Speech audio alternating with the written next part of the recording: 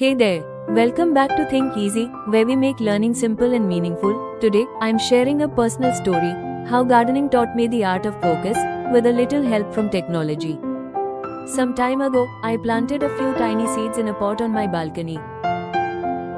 Day after day, I watered, waited, and watched.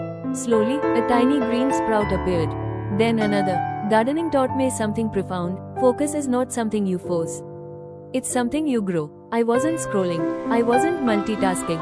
For those few minutes with my plants, I was completely present.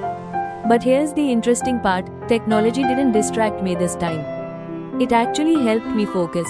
I started using Google Calendar to set watering reminders. I tracked plant growth in Google Keep with photos and notes.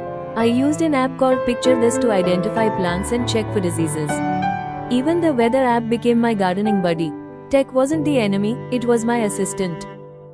So, if you're struggling to focus on studies, work, or life, try growing something. A plant, a habit, or even an idea.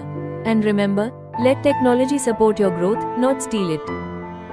If this story clicked with you, hit like, subscribe, and share your thoughts in the comments.